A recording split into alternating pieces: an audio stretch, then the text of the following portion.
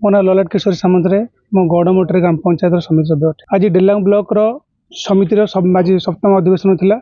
यहाँ आम खाली समिति सभ्य न समिति सभ्य सांगे आम सरपंच भी समस्त आमको सहयोग कर बर्जन करूँ। कारण आम साधारण लोक प्रतिनिधि लोकंर कार्य करवा आम कर्तव्य, किंतु आम जो सब कार्य देचु आणिकी आम द्वारा कराऊनी।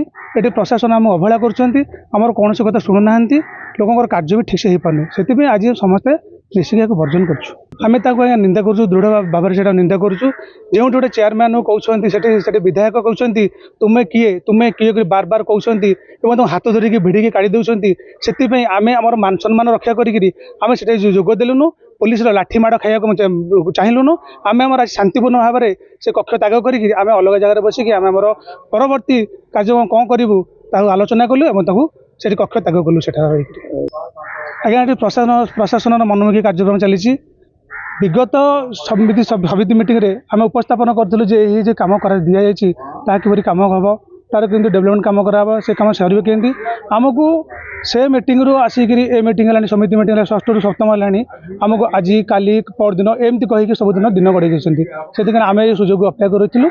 आम समूह आज निष्पत्ति नेलु आपको मीटिंग बर्जन कलु। माकन मंगराज गौड़मोटरी ग्राम पंचायत सरपंच एवं डेलांग ब्लॉक सरपंच संघर सभापति। आम कारण आमर सरपंच भाई भौणी मैंने जो अभियोग करती प्राय आम 5000 6000 लोकर प्रतिनिधित्व करुछु एवं सरपंच जहाँ कह सी 5000 लोकों कथा कह जेहेतु कौन सी कथा सरपंच माने को भोटर कौन सी जहाँ प्रतिश्रुति कि जहाँ भोटर माने कहती आसिक जनसाधारण कहती तार कौन सी फुलफिल कर पारुना तेणु तांकर मनटा एते दुखित। तेणु आज जो आमर थिला आयोजन समिति रे सेटा को से माने आलोचना कले संघ जहाँ निष्पत्ति नेला सेटा ही आमे कार्य लगेलु। ना आमे तो पल्ली सभा करूँ प्रति गाँव में बुली बुलिका पल्ली सभा करूँ और लोक मानकर जहाँ चाहिदा ताकू पल्ली सभा रे पास करके आमे समिति को पठे दी।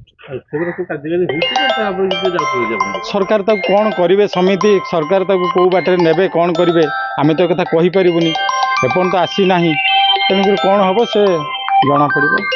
मु प्रभात कुमार जेना रेंच ग्राम पंचायत समिति सभ्य। आज खास करी सप्तम अधिवेशन समिति मीटिंग केवल बर्जन कराला। दीर्घ दिन धरिकी गला समिति जिते गुड़ी प्रोजेक्ट दिखाई से प्रोजेक्ट सब ना चेंज कराई जोटी हक कम दरकार से कम न करी प्राय मीटिंग जी प्रोजेक्ट ना दिखाई पर फेज जा 5-7 दिन चेंज कराऊँच से थे नुह 2 थर नुह 3 थर होगा सहित आमर आलोचना आलोचना मध्यम कराला आज मीटिंग केमती बंद कराया। मो पूर्व भी आथर घनीपुर सरपंच कहते एठार भी जेनापुर मो माँ भी जी अच्छे समिति दीटा आलोचना करते कौन सी आलोचना जब मूल्य ना तो मीटिंग रे बसी कौन काम ना से समस्त माइंड स्थिर कलु आलोचना मध्यम एठी आसी बसिकी आम निजर आगत भविष्य चल जेहेतु आम 5-7 हजार भोट पाई लोक प्रतिनिधि लोकों काम करा लोकों काम जो ठीक समय न कर आसिक लाभ कौन से बसबू आई माँ कहानी गप शुणु जीवु तार पंचायत समिति बसापी आज पंचायत समितिर मुखिया किए भी आम जापारूँ। देख मस आर थर गोटू शुणा हो केस कैस हो बहुत पाला चलती कि आज तो मुखिया आम कहीं जापारूँ तार गले भी मुखिया सेमती आई माँ कहानी भाया शुणे छाड़े बारंबार है सत्ते आम से मीटिंग जा मना करूँ। साक्षी वाला घटना ए 3 दिन गला 5-7 दिन तक देखीलु तो बारंबार चेयरमैन गाड़ी रखा आमर तो ये चेयरमैन किसी नुहे ये चेयरमैन किसी नुहे वीडियो को कहले वीडियो भी फोन एक्सेप्ट करेंगे चेयरमैन कहले सी भी कि शुणवे ताले शुणव कि आम तो जहाँ पाखे जेकोसी कथा शुण आ पूर्व तो विधायक जहाँ थे एबे भी विधायक आसले विधायक बारंबार कल फोन भी रेस्पॉन्ड करना लाभ कौन ये अच्छी जनप्रतिनिधि हिसाब से आप जो दायित्व कम केमती चलो अवहेला कर कम केमती आम तो से आज माइंड स्थिर कलु आसंता मीटिंग आज न जीवार कारण आसंता मीटिंग आम समस्त एकत्रित होजीबू सरपंच समिति सभ्य भाई भौणी मान हूँ आमर जी टार्गेट फुलफिल जे समिति मीटिंग रे जे कौन प्रोजेक्ट दबू से दिन जो आग रेजुलेशन खाता दस्खत कर मन इच्छा मनमुखी शासन पछे प्रोजेक्ट आम प्रोजेक्ट न देखिए सी आम रेजुलेशन से दिन देखू आमर जी प्रोजेक्ट गला जो जेकोसी गाँव आम भी आनू कम्प्लेन लोक आणुचु जो गाँव जी प्रोजेक्ट आम सांगे सांगे ସେଇଠି ରେଜୁଲେସନ୍ ଦେଖିବୁ ପଢ଼ିବୁ ଆସିବୁ। କପି ମଗା ହେଉଥିଲା ଆଗରୁ, କପି ଦେଉଥିଲେ ମିନିମମ୍ ଷଷ୍ଠ ମିଟିଂର ସପ୍ତମ ମାନେ 15 ଦିନ ଆଗରୁ ଆମେ କପି ଦେଇଦେବା କଥା, କପି ବି ଏପର୍ଯ୍ୟନ୍ତ ଦେଲେନି। ଆପଣ ଭାବୁଛନ୍ତି ଆଲୋଚନା ଯାହା ହେଉଛି ବର୍ତ୍ତମାନ ତାକୁ କାଟକାଟ କରାଯାଉଛି ପୁରା ଏଇଟା ଜଳଜଳି ଦେଖାଯାଉଛି। ଆପଣ ଏଠି ଭାଇମାନେ କାହିଁ ଆସନ୍ତି ଆଜି, ଭାଇମାନେ କି ଭଉଣୀମାନେ ସରପଞ୍ଚ ସମିତି କାହିଁ ଆସନ୍ତି? ସେଥିପାଇଁ ଆସନ୍ତି।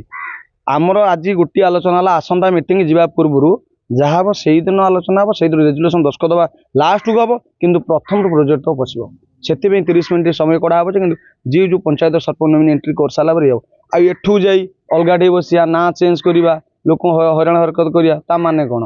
ଏବେ ଗୋଟେ ଅନ୍ତର୍ଦୟ କାର୍ଡ଼ ଇନକ୍ୱାରି ହେଲାଣି, ମୋତେ କାଲି ଜଣେଇଲେ। କାଲି ଜଣେ ମୁଁ ରାତି ଭିତରେ ଇନକ୍ୱାରି କରି ଦେଖିଦେବି, ଗୋଟେ 11ଟା ୱାର୍ଡ଼ କି 15ଟା ୱାର୍ଡ଼ ବୁଲିକି ଘରେ ଘରେ ବୁଲିକି ଚେକ୍ କରିଦେବି ଗୋଟେ ଦିନରେ କେତେ ଲୋକ ଅଛନ୍ତି ନାହିଁ, ଲିଷ୍ଟ ଦେଇଦେବି। ତୁମେ କିଛି ନହେଲେ ତ 5-7 ଦିନ ଆଗରୁ କହିବା କଥା। ତାପରେ ଲିଷ୍ଟ କରିକି ଦେଲେ କେଉଁ ଲିଷ୍ଟ ରହୁଛି? ଲିଷ୍ଟ ସାଙ୍ଗେ ସାଙ୍ଗେ 17 ମସିହାରେ ଅନ୍ତର୍ଦୟ କଟା ହେଲା। ଅନ୍ତର୍ଦୟ କାର୍ଡ଼ ବହୁତ ଅଛି, ଆଗରୁ ଦେଲେନି ଏବେ ଯେଉଁ ଦେଉଛ ମନମୁଖୀ ଶାସନ କରି ଦେଉଛ। ଚାଳ ଘର ବାଲା ନ ଦେଇକି ଛାତ ଘର ବାଲାଙ୍କୁ ଏଣ୍ଟ୍ରି କରୁଛ, ତା ମାନେ କ'ଣ? ଯିଏ ଯାହା ପାଖ ଲୋକ ହେବ, ଯାହା ଏଣ୍ଟ୍ରି କରିବ ସେଇଥିରେ ଏଣ୍ଟ୍ରି ହେଇକି ଯିବ। ଆମର କୌଣସି ଖାତା ଖତିଆ ନାହିଁ, ତାହେଲେ ଆସିବାର ମାନେ କ'ଣ ଅଛି?